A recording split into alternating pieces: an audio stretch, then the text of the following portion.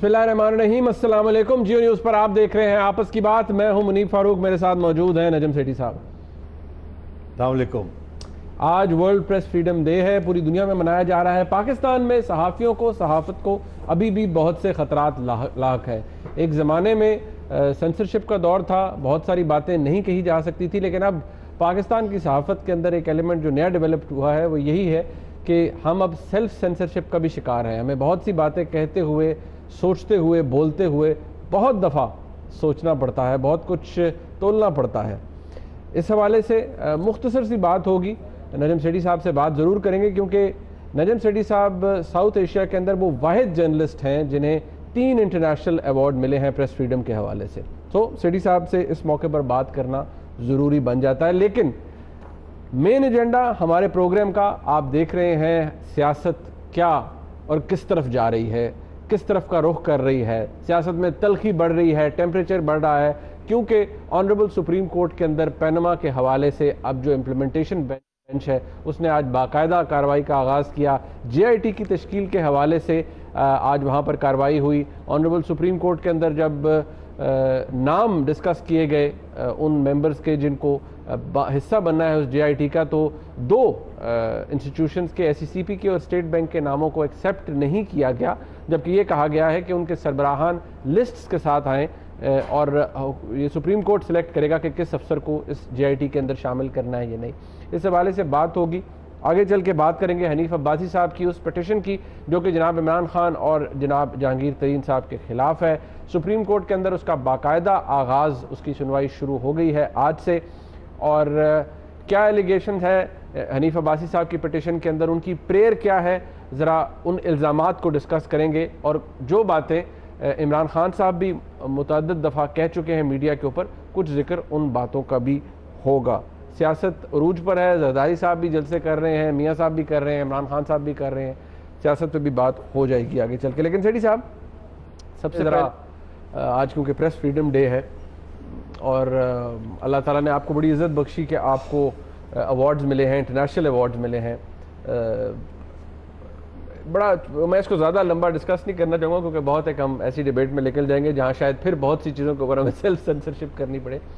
आज पाकिस्तान में सहाफ़त, जब हम कहते हैं कि सहाफ़त ख़तरे में है या आज़ादी राय की जो आज़ादी है वो उतनी नहीं है, आज सहाफ़त का प्रॉब्लम क्या है? यहाँ पर हम बोल नहीं सकते या बोलते हैं तो उसके रिपरकशंस होते हैं। प्रॉब्लम क्या है हमारा? प्रॉब्लम कम बोलने के भी हैं और ज़्यादा बोलने के भी हैं, क्योंकि सहाफ़त बहुत बदल चुकी है हमारे ज़माने से। हम प्रिंट मीडिया के जर्नलिस्ट थे, हमारी ट्रेनिंग थी जर्नलिस्ट में, जर्नलिज़म के अखलाक में, जर्नलिज़म की ज़िम्मेदारियाँ आज़ादी के साथ, ये हमारी ट्रेनिंग थी।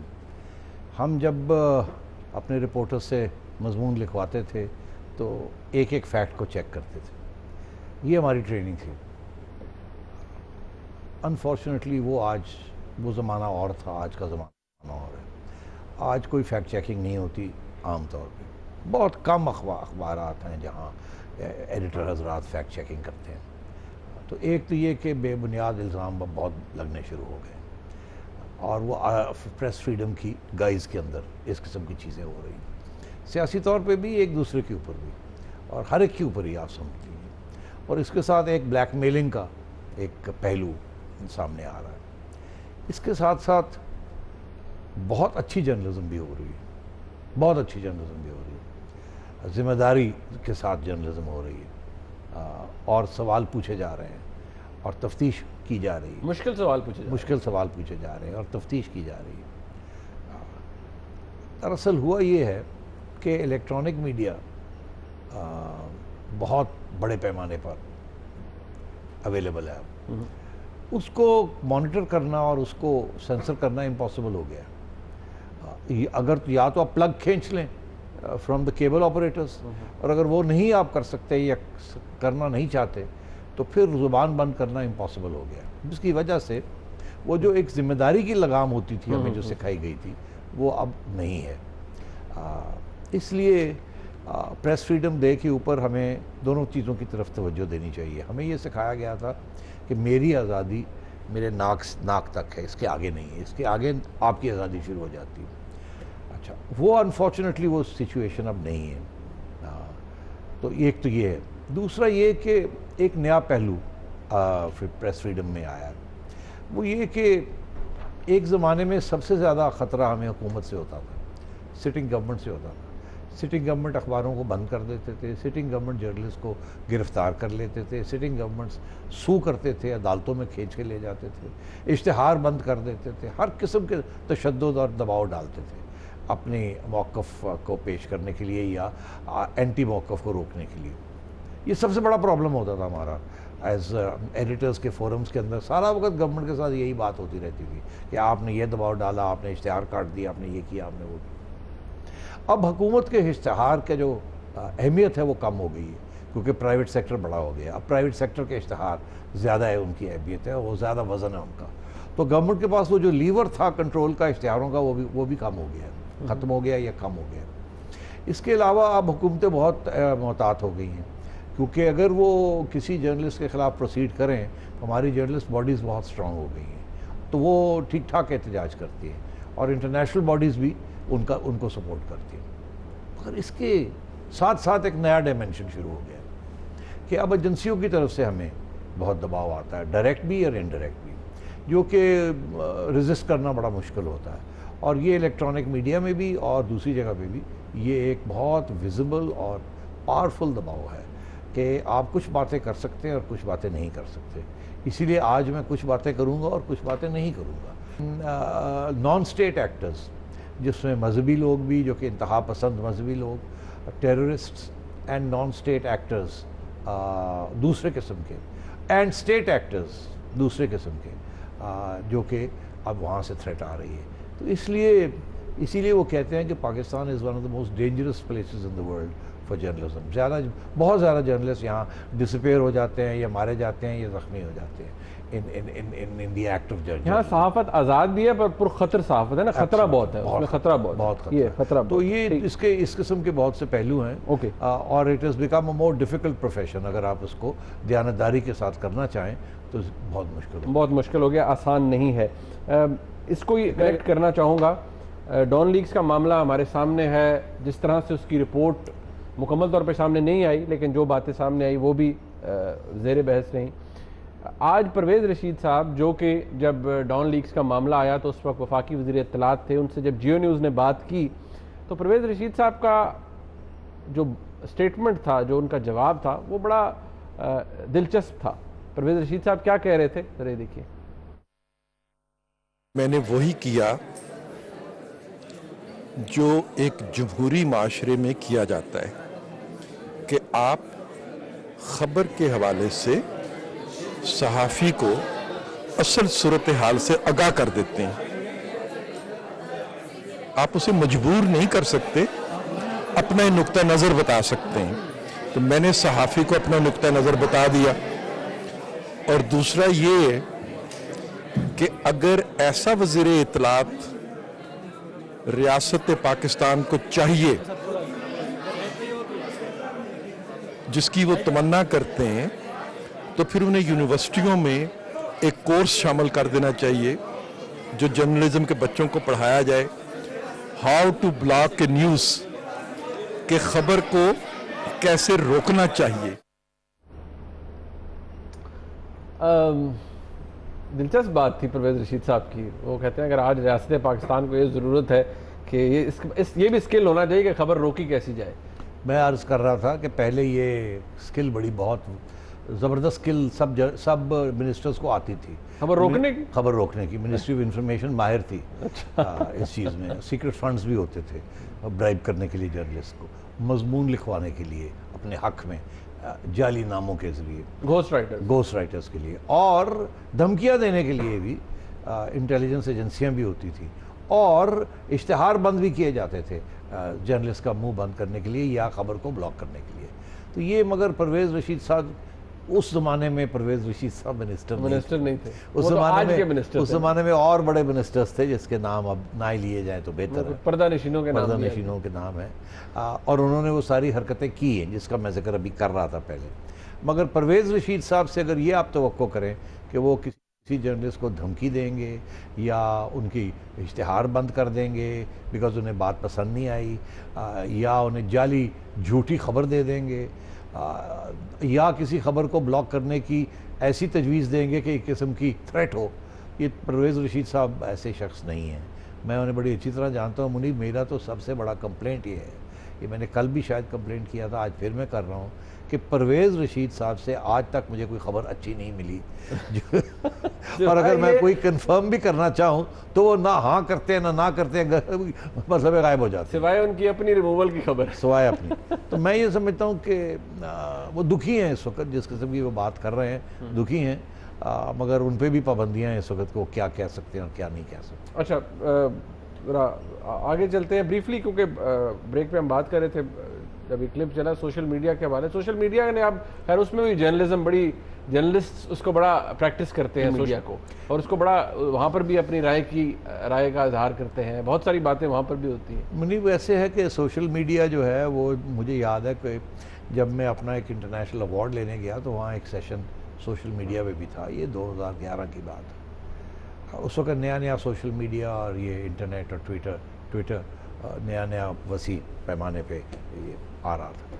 تو وہاں یہ ڈسکشن ہوئی, انہوں نے کہا یہ بہت امپورٹنٹ ڈیولپمنٹ ہوگی میڈیا کے لیے, کیونکہ اس سے فوری طور پہ خبر پہنچ جایا کرے گی. خبر سے مراد یہ تھا کہ صحیح خبر, کہ اگر کوئی ایکسیڈنٹ ہوتا ہے یا کوئی حادثہ ہو جاتا ہے یا کچھ بھی ہو جاتا ہے یا کوئی سٹیٹمنٹ آتا ہے تو فوری طور پہ امیڈیٹلی لائیو رپورٹنگ ہو سکتی. تو یہ بہت بڑی ڈیولپمنٹ ہوگی ان دی dissemination of information.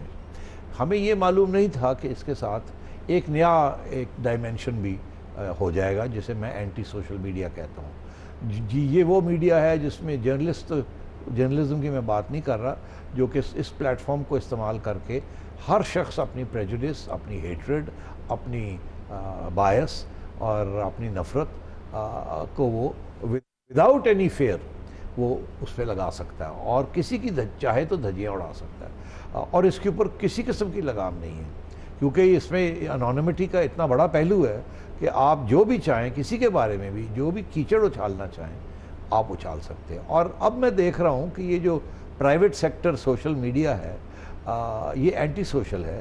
Social media سے مراد یہ تھی کہ ذمہ دار میڈیا, سوشل کا مطلب بھی ذمہ داری ہوتا ہے کہ آپ کی مشترکہ ذمہ داری ہے, سب مل جل کے آپ کرتے ہیں. یہ اب اینٹی سوشل اس لیے ہو گیا ہے کہ اس کے اندر اگر 5 لاکھ لوگ ہیں تو 4 لاکھ ایک ہی مختلف رائے رکھتے ہیں اور ایک دوسرے کی دھجیاں اڑا رہے ہوتے ہیں, جس کے اندر اور موسٹلی بے بنیاد ہوتی ہے. تو میں یہ سمجھتا ہوں کہ اس کے ڈیولپمنٹ کے ساتھ بہت نقصان ہو رہا ہے, سوشلائزنگ کو جسے کہتے ہیں آپ, بیکاز اس سے بہت سا جھوٹ اور مکاری بھی پھیلائی جا رہی ہے. مگر اس کے اچھے پہلو جو ہیں وہ تو میں نے پہلے ذکر کیا کہ ذمہ دار لوگ بھی اس کو استعمال کر رہے ہیں اور کرنا بھی چاہیے, مگر اب غیر ذمہ دار لوگ بھی بہت بڑے پیمانے پر اس کو مس یوز کر رہے ہیں. ٹھیک, آگے معاملہ جو اہم ایشو ہے آج کا جس کے اوپر بات بھی ہونی چاہیے, وہ آپ اتنے دنوں سے فالو بھی کر رہے ہیں, جیو نیوز آپ کو اپڈیٹ بھی کر رہا ہے, وہ ہے پینما کے حوالے سے اب ایک اول درآمد کے لیے بینچ تشکیل دیا جا چکا ہے. 3 ممبر بینچ ہے یہ, جناب جسٹس اعجاز افضل خان, جناب جسٹس عظمت سعید صاحب اور اعجاز الحسن صاحب اس کے ممبرز ہیں. سپریم کورٹ کے اندر سیٹی صاحب آج اس کی جے آئی ٹی کے حوالے سے جب نام پیش ہوئے, سپریم کورٹ نے کہا ہے ایس سی سی پی اور اسٹیٹ بینک کے سربراہوں کو کہ وہ ناموں کے ساتھ ہیں, لسٹ لائیں 18 گریڈ اور اس سے اوپر کے افسران کی, کیونکہ جو نام آئے ہیں شاید ان سے وہ مطمئن نہیں تھے. اور ساتھ یہ بھی ریمارکس پاس کیے گئے کہ وہ لوگ ہم چاہتے ہیں ہوں اس کمیٹی کے اندر جن کی جو کیریکٹر ہے, جو ان کی ریپوٹیشن ہے وہ ہیرے جیسی ہو. تو بیسکلی سپریم کورٹ یہاں پر اس کمیٹی کو کانسٹیٹیوٹ کرنے میں بھی بڑا کاشیسلی ٹریٹ کر رہا ہے. سوال ضرور آج اٹھائے گئے کہ اس کو اتنا اسپیشل ٹریٹمنٹ کیوں مل رہا ہے اس جے آئی ٹی کو, کیونکہ اس طرح سے جے آئی ٹی کبھی فارم نہیں ہوئی. جی, عام طور پہ جے آئی ٹی فارم ہوتی ہے کہ آپ حکومت کو کہتے ہیں وہ جے آئی ٹی بنا دیتی ہے, اور اس کے اندر صرف فرق یہ ہوتا ہے کہ جے آئی ٹی میں آئی ایس آئی اور ایم آئی کے اور آئی بی کے لوگ بھی ہوتے ہیں اور دوسرے اداروں کے بھی ہوتے ہیں. عام طور پہ یہ پولیس کیسز میں یہ بنتی ہے, جہاں پولیس کے اوپر کوئی الزام ہو یا سو آن اینڈ سو فورتھ. اب پرابلم یہ ہے یہاں الزام جو ہے وہ حکومت کے اوپر ہے, سٹنگ پرائم منسٹر کے اوپر ہے. تو اس لیے اس جے آئی ٹی میں اس پرائم منسٹر سے ہٹ کر آپ نے لوگوں کو لگانا ہے جو کہ اس کے متعارف ہوں یا ماتحت نہ ہوں، میں ماتحت نہ ہوں، یا وہ انڈر پریشر نہ ہوں. مطلب ماتحت تو ہے ٹیکنیکلی لیکن پریشر میں نہ آئے، انفلوئنس میں نہ آئے. تو اب اس سلسلے میں انٹیریئر سے لیتے ہیں یا ایف آئی اے سے لیتے ہیں تو کسی نہ کسی منسٹر کے اندر تو آتے ہیں نا، اور وہاں وہ گورنمنٹ کے منسٹرز بیٹھے ہوئے ہیں. تو اس لیے میرا خیال ہے جج حضرات کی یہ کوشش ہے کہ وہ خود اب سلیکٹ کریں. تو انہوں نے جو نام مانگے تھے وہ تو جو اوپر نام تھے انہوں نے لکھ کے بھیج دیے. ایف آئی اے میں 3 نام بھیج دیے جو ٹاپ 3 ایڈیشنل ڈی جیز تھے، ڈائریکٹر جنرلز تھے. ایسے ہی ہے نا. اب ان میں سے کسی کو پسند نہیں آ رہے تو پھر ٹھیک ہے، پھر لسٹ منگوا لیں، خود ہی سلیکٹ کر لیں. اور میں سمجھتا ہوں یہ اچھی بات ہے تاکہ اس کے ساتھ ٹرانسپیرنسی ہو جائے گی. میں دیکھیے یہ سب کچھ نئے رولز بن رہے ہیں، ہمیں تو چاہیے انصاف، ہمیں چاہیے ٹرانسپیرنٹ انصاف. تو اگر اس سلسلے میں جج حضرات اس قسم کے اقدامات کرتے ہیں تو they are welcome. I think ہمیں سپورٹ کرنا چاہیے انہیں کہ اگر وہ نیب سے یا ایف آئی اے سے یا جہاں سے بھی مرضی وہ آنیسٹ افسر کو لے کے آ سکتے ہیں تو بڑی اچھی بات ہے. میرے ذہن میں صرف 2 باتیں ہیں کہ اب وہ ایک جج صاحب نے کہا کہ وی وانٹ، کیا لفظ استعمال کیے انہوں نے؟ ہیرے جیسی ریپوٹیشن جن لوگوں کی ہو، کردار ان کا ہیرے جیسا ہو. اچھا میرا خیال ہے بڑا مشکل ہو جائے گا ان کو ایسے شخص ملنا. اب کیونکہ انہوں نے یہ کہہ دیا ہے، اب توقع یہ ہے کہ یا امید یہ ہے یا امکان یہ ہے کہ جو لوگ رکھیں گے وہ ہیرے ہوں گے. اب کل کو اگر وہ ہیرے نہیں نکلتے اور ان کے اوپر الزام لگنے شروع ہو جائیں گے تو یہ پھر ذمہ داری جج حضرات کی ہوگی. اس لیے میں سمجھتا ہوں یہ تھوڑا سا سینسٹیو معاملہ ہے، کم بات کی جائے تو بہتر ہے. بیسٹ لوگوں کو سلیکٹ کر لیا جائے، اچھی بات ہے، اور پھر ان سے ٹرانسپیرنٹلی کام لیا جائے. بٹ یہ عدالتی نظیر کہا جائے یا عدالت کی پریکٹس موجود ہے افتخار چودھری صاحب کے زمانے سے کہ ڈائریکٹلی بہت سے کیسز ایسے تھے جن میں رپورٹنگ لائنز جو تھیں وہ آنریبل سپریم کورٹ نے اپنی طرف کر لی تھی. 1 یا 2 تھے، اس سے زیادہ تو نہیں، لیکن پھر بھی ایک پریسیڈنٹ تو موجود ہے. ہاں تو پریسیڈنٹ موجود ہے افتخار چودھری صاحب کا. وہ افتخار چودھری صاحب کے اور بھی پریسیڈنٹس موجود ہیں. مگر میں یہ سمجھتا ہوں کہ ان پرنسپل اس میں کوئی حرج نہیں ہے کہ اگر سپریم کورٹ خود انویسٹیگیٹر لگانا چاہے تو بائی آل مینز لگانا چاہیے، مگر دیکھنا یہ چاہیے کہ وہ ٹرانسپیرنٹلی بائسڈ نہ ہو، نہ وہ دس وے اور دیٹ وے. افتخار چودھری صاحب کے زمانے میں ایف آئی میں ایس ہو دونوں چیزیں ہوئیں، نان بائس بھی ہوئے اور بائس بھی ہوئے. کبھی وہ افتخار چودھری صاحب کے اپنے ان کی طرف بائس تھا، کبھی انڈیپینڈنٹ تھے. تو مطلب اس قسم کی چیز ہوئی. یہاں ایسی صورتحال نہیں ہے. I would support this whole heartedly. میں سمجھتا ہوں جج حضرات کو جیسے سینٹ، امریکن سینٹ کے اندر ہیئرنگز نہیں ہوتی، ایسی ہیئرنگز کنڈکٹ کر کے ایک ٹیم کو بنایا جائے تاکہ جو افسر وہاں بیٹھے جینیونلی انڈیپینڈنٹ ہو. مسئلہ میرے لیے یہ ہے کہ میرا نہیں خیال کہ ایشو انڈیپینڈنس کا اتنا زیادہ ہے، ایشو ہے کمپیٹنس کا. میرا نہیں خیال ایسی سی پی میں یا ایف آئی اے میں یا اسٹیٹ بینک میں یا نیب میں منی لانڈرنگ ٹریل کو انرتھ کرنے کے لیے کوئی ایکسپرٹس ہیں. ایسی بات میرا خیال ہے ایسی چیز نہیں. کہ آج ایس سی سی پی کے جو سربراہ ہیں انہوں نے یہ بات کہی بھی ہے کہ ہم نے وہ نام بھیجے تھے جن کو ایکسپیرینس ہے اس حوالے سے، فائنینشیل کرائمز کے حوالے سے، یا انہوں نے کہا کہ ایس سی سی پی کے پاس فورینزک آڈٹ کا یہ صلاحیت نہیں ہے. انہوں نے ایک حوالہ بھی دیا ایک سکیم کا کہ جب ہوا تو پھر اس وقت باہر سے ایکسپرٹس کو بلایا گیا تھا. تو یہ کمپیٹنس کے یا اسکل کا ایشو ضرور ڈیولپ ہوگا. میں سمجھتا ہوں یہ بہت ہی ریلیونٹ ریمارک ہے. جج حضرات کو شاید اس بات کا احساس ہو جائے گا ایز ہر ہفتے یا 2 ہفتے کے بعد، ایز دے پروسیڈ، ہر ہفتے یا 2 ہفتے کے بعد جب ان کے پاس یہ لوگ آئیں گے لے کے ریکارڈ، پروگریس رپورٹ، تو شاید یہ بات کا احساس ہو جائے. مگر پھر احساس ہونے کے بعد ہوگا کیا کر سکتے ہیں؟ 2 ماہ کا ٹائم دیا ہے. 2 ماہ کے اندر میرے مطابق کچھ بھی نہیں ہو سکتا ان مائی ویو.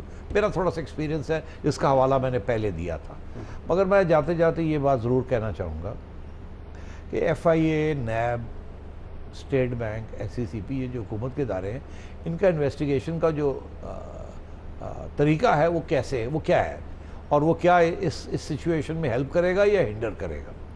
میں ان کا طریقہ یہ ہے کہ اگر آپ سے انہوں نے کچھ آپ کو انویسٹیگیٹ کر رہے ہیں نا وہ، تو وہ کریں گے کیا کہ ایک طرف تو آپ کے اوپر الزام ہوں گے، ان الزام کے بیسس کے اوپر وہ ایک لمبا چوڑا کویسچنئر بنائیں گے، 100-200 سوال کا، 10 صفحے کا کویسچنئر، جس کے اندر 2 چیزیں ہوں گی: provide this, provide this, provide this, provide this, give this detail, give this detail, give this detail, show this, show this, show this.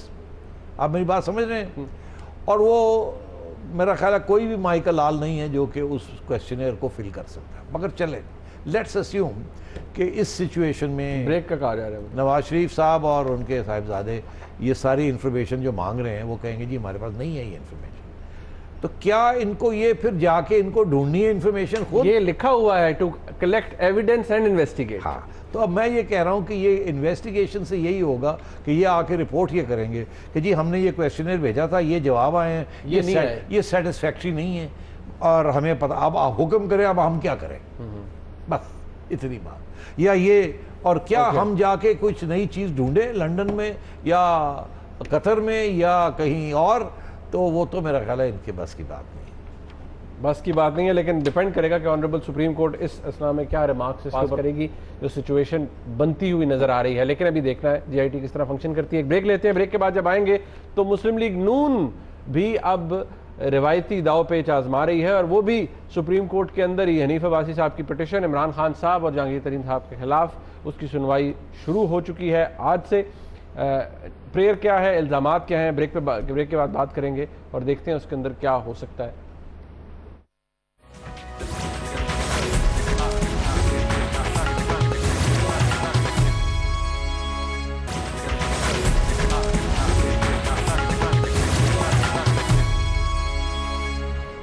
Hanif Abbasi صاحب نے عمران خان صاحب کے خلاف پٹیشن دائر کی تھی گزشتہ سال نومبر میں.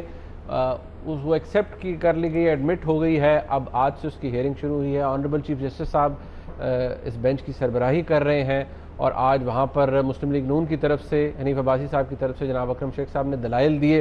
ان کے دلائل جاری ہے. ابھی جہانگیر ترین صاحب کے حوالے سے دلائل انہوں نے دینے ہیں کہ جو الزامات ہیں، جو مین الزامات ہیں وہ میں آپ کو بتا دیتا ہوں. عمران خان صاحب کے خلاف جو الزامات ہیں وہ ایک فارن فنڈنگ کے حوالے سے ہے، جو کہ یاد رہے کہ معاملہ الیکشن کمیشن آف پاکستان میں بھی چل رہا ہے، جہاں پر الیکشن کمیشن آف پاکستان کو یہ گلا ہے اب تک پاکستان تحریک انصاف سے اور جناب عمران خان صاحب سے کہ وہ ڈیٹیلز فنڈنگ کی، فارن فنڈنگ کی نہیں دی انہوں نے ابھی تک الیکشن کمیشن کو. ایک یہ، دوسرا بنی گالا میں جو عمران خان صاحب کا گھر ہے، وہ زمین ہے، اس حوالے سے الزامات لگائے گئے ہیں جناب حنیف عباسی صاحب کی طرف سے کہ یہ ایک بے نامی طریقے سے لی گئی، اور عمران خان صاحب کا اس کے اوپر میڈیا کے اندر موقف ہے جو کہ وہ بھی ڈسکس کریں گے.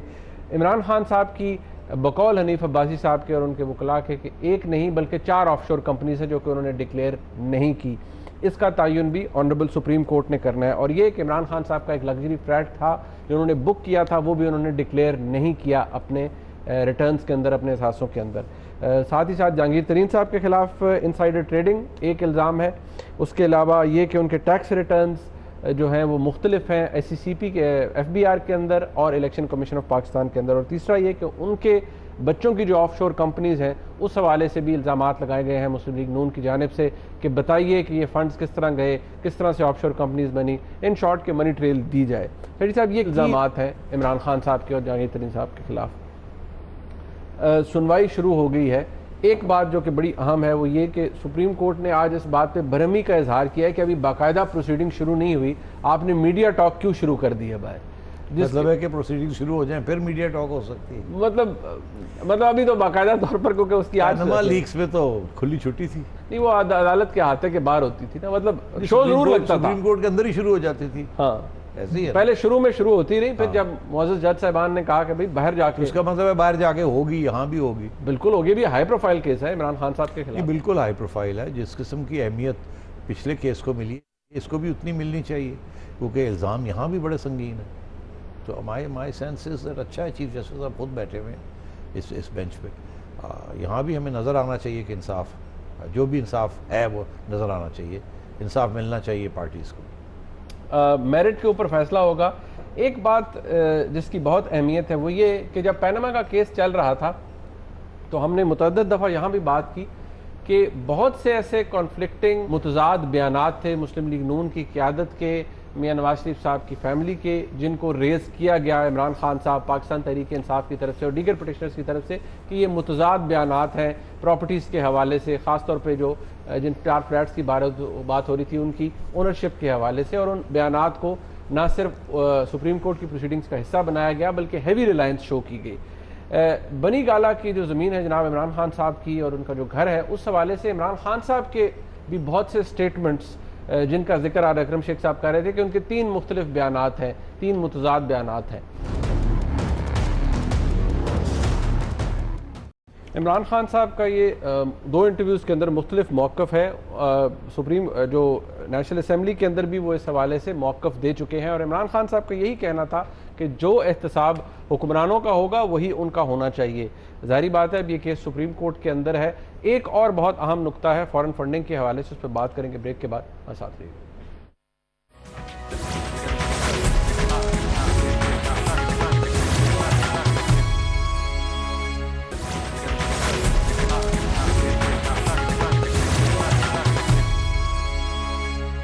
بریک سے پہلے بات ہو رہی تھی جناب عمران خان صاحب اور جناب جہانگیر ترین صاحب کے خلاف جو پٹیشن ہے حنیف عباسی صاحب کی، اس حوالے سے جو الزامات لگائے گئے ہیں بنی گالہ کی زمین کے حوالے سے، جو عمران خان صاحب کا موقف ہے وہ انٹرویوز کے اندر کیا ہے، نیشنل اسمبلی کے اندر کیا ہے، اگر اس میں کوئی تضاد ہے یا نہیں یہ بھی سامنے ظاہر ہوتا ہے، ریکارڈ کے اوپر ان کی سٹیٹمنٹس ہیں۔ فورن فنڈنگ کے حوالے سے سیٹھی صاحب ابھی تک عمران خان صاحب الیکشن کمیشن کے اندر تو کوئی جواب دے نہیں پائے ہیں، بلکہ ان کی میں کہوں اگر یہ کہوں کہ تلخی رہی ہے الیکشن کمیشن کے اندر۔ ایک پوائنٹ یہ بھی ریز کیا جا رہا ہے کہ جب یہ الیکشن کمیشن میں چل رہا ہے تو اس ایشو کو یہاں پر نہیں آنا چاہیے اور سائملٹینیسلی نہیں بھی لانا چاہیے تھا۔ آپ کو لگتا ہے مسلم لیگ نون کی قیادت یا مسلم لیگ نون بہت ہیویلی بینک کر رہی ہے اس ایک کیس کے اوپر، اور ان کو لگتا ہے کہ they can bring Imran Khan صاحب ڈاؤن آن دس؟ نہیں، ایک کیس کے اوپر تو نہیں، میرے خیال 4 ڈفرنٹ کیسز جو ہے مطلب 4 ڈفرنٹ مطلب حوالے ہیں، معاملہ ایک ہی ہے نا، مین پٹیشن تو ایک ہی ہے۔ ہاں، پٹیشن تو ایک ہی ہوتی ہے، اس کے اندر 4 پہلو ہیں اس کے۔ پٹیشن کے اندر لٹرلی 4 ایلیگیشنز ہیں ڈسکوالیفیکیشن کے لیے۔ ایک یہ کہ جی ان کے پاس ایک آف شور کمپنی تھی، وہ کہتے ہیں 4 تھی، آپ کو کہتے ہیں 4 پہلے یہ سنا کہ ایک تھی جو کہ عمران خان صاحب نے تسلیم کی، اب کہتے ہیں جی 4 تھی، پتہ نہیں انہوں نے ایڈمٹ کیا یا نہیں کیا۔ عباسی صاحب کہتے ہیں کہ وہ 4 کی ایویڈنس دیں گے، ایک میں وہ مین بینیفیشل اونر تھے، باقی میں پارٹ بینیفیشل اونر تھے، وہ بھی نہیں ڈکلیئر کی، یہ ان کی الزام ہے۔ ایک کے بارے میں تو عمران خان نے خود مانا ہے نا کہ میرے پاس تھی، ایشو یہ ہے کہ ڈکلیئر کیوں نہیں کی، تو اب وہ قانونی طور پہ تو مسئلہ بن جاتا ہے نا۔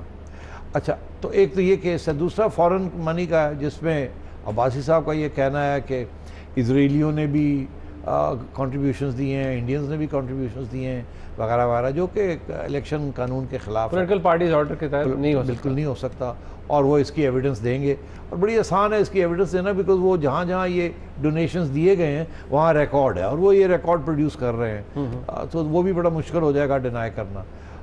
تیسرا، اور پھر ظاہر ہے کہ مس اپروپریشن آف فنڈز ان کے ایک پارٹی والوں نے سابق پارٹی نے ایک اپنا وہ کیس کیا ہوا ہے، اور اوپر سے پھر یہ بے نامی ٹرانزیکشن کا سارا ایشو ہے۔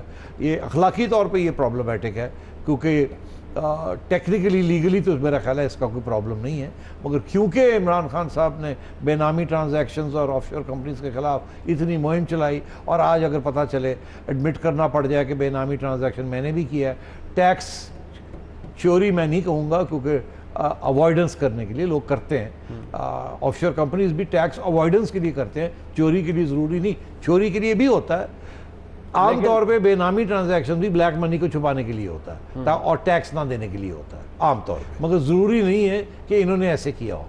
مگر اب یہ ساری باتیں جو ہیں یہ بڑی خوفناک قسم کی ہیں قانونی طور پہ، اور ایک شخص جو کہ ایک کرپشن کا ایجنڈا لے کے چل رہے ہیں ان کے لیے ان کو ڈیفینڈ کرنا کوئی آسان نہیں ہوگا۔ اور سپریم کورٹ جہاں دونوں قسم کے کیسز، جو باتیں عمران خان نے آپ کی مجھے دکھائی ہیں جی ٹی وی کے اوپر، یہ بالکل اسی قسم کی کانٹرڈکشنز ہیں ان کے بیان میں، جو کہ کانٹرڈکشنز ادھر پرائم منسٹر اور ان کی فیملی نظر آ رہی ہے، ٹھیک ہے۔ تو میں یہ سمجھتا ہوں کہ both are in the same boat in some way اور دی ادر۔ عمران خان صاحب technically on a but nonetheless breaking the law, اور ادھر ایلیگیشنز کا of major breaking the law, تو اور جو وضاحت ہے وہ بھی ادھر ایکسیپٹ کی ہے، تو مطلب ہے وہ ڈینائی کرتے ہیں، ان کے لیے ڈینائی کرنا مشکل ہو جائے گا، ان کے لیے ایکسپلینیشن دینا پڑے گا۔ کیونکہ عمران خان صاحب کی کم از کم جو بلی گالہ کے والے اسٹیٹڈ پوزیشن یہ ہے کہ جی ان کی اہلیہ نے پے کیا تھا عمران خان صاحب کے مطابق، اور جب ان کا فلیٹ بکا تو انہوں نے اپنی اہلیہ کو واپس پیسے جو بھی ہے وہ یہ تو ہے نا کہ ٹیکس نہ دینے کی وجہ سے اور اپنی انکم نہ ڈکلیئر کرنے کی وجہ سے یہ کیا گیا۔ انکم تھی، دکھانا نہیں چاہتے تھے اپنے ٹیکس ریٹرنز میں، کیونکہ اس کا 25-30% ٹیکس دینا پڑ جانا تھا، اس لیے نہ دکھایا، اور ایک بے نامی ٹرانزیکشن شو کیا کہ جی جمائمہ نے یہ خریدا ہے، اور پھر اس کو گفٹ کر دیا. بٹ وہ کہتے ہیں نا گلچ ہو سکتا ہے یہ, وہ گلچ, انہوں نے یہ کمپیوٹر کی گلچ ہے. وہ جیسے امیتابھ بچن کو کیا پروگرام ہے کون بنے گا کروڑ پتی, کمپیوٹر جی, تو کڑک وہ کہتا ہے سوری سر گلچ ہو گئی. نہیں لیکن یہ اس ملک میں گلیچز بڑی ہو رہی ہے یار, بڑی گلیچز. بٹ یہاں بہت زیادہ میرے خیال میں یہ شاید اتنا لمبا اس کے اندر انویسٹیگیشن کی ضرورت نہیں پڑے گی, کیونکہ عمران خان یہ تو اسٹریٹ فارورڈ ہے, یا تو ایکسیپٹ کریں گے ایکسپلینیشنز یا نہیں کریں گے, سیویئر پینلٹیز ہو سکتی ہیں اس کے لیے. لیکن ایک بات سیٹھی صاحب, عمران خان صاحب کو جو سہارا ملتا ہے ان کی پوزیشن کو, وہ یہ کہ اسی طرح کی اپلیکیشنز درخواستیں الیکشن کمیشن میں دائر کی گئی تھی, وہ ریجیکٹ ہو گئی تھی, خارج ہو گئی تھی, الیکشن کمیشن نے کر دی تھی, جبکہ مسلم لیگ نون کا کہنا تھا کہ عمران خان صاحب نے وہاں بھی ٹیکنیکل گراؤنڈز میں تھی. ہاں مگر اس وقت ایویڈنس کوئی نہیں لے کے آئے تھے. اب انہوں نے عباسی صاحب نے میرا خیال ہے کافی کچھ اکٹھا کر لیا ہے. وہ کہتے ہیں ٹیکنیکل گراؤنڈز پہ ادھر سے فارغ ہوئے تھے. اب سپریم کورٹ میں ٹیکنیکل گراؤنڈز پہ تو پھر تو میاں صاحب بھی بچ جائیں گے اور ان کے بھی سارے بچ جائیں گے ٹیکنیکل گراؤنڈز کے اوپر. تو میرا خیال ہے ایک ہی رویہ ہونا چاہیے کہ قانون کی بالادستی ہونی چاہیے, جو چیز پروو نہیں ہو سکتی وہ نہیں ہو سکتی, جو ہو سکتی ہے وہ ہو سکتی ہے. جیسے کہ سیٹھی صاحب وقت ختم ہو گیا, جیسے کہ کہا کہ بہت سی ایک بہت ہیوی ریلائنس تھا جو کہ پیناما کے کیس کے اندر, اس پوری پروسیڈنگ کے اندر میڈیا کے اوپر, اخباروں کے اندر جو باتیں آتی رہیں ان پہ تھا. عمران خان صاحب کی بھی اسٹیٹڈ پوزیشنز میڈیا کے اندر, اخبارات کے اندر موجود ہے. اب دیکھنا یہ ہے کہ اس کیس کے اندر اس کا کیا نتیجہ نکلتا ہے. آج کا پروگرام آپ نے دیکھا, اس کا فیڈ بیک ہمیں ضرور دیجیے گا. دیکھنے کا بہت شکریہ. خدا حافظ.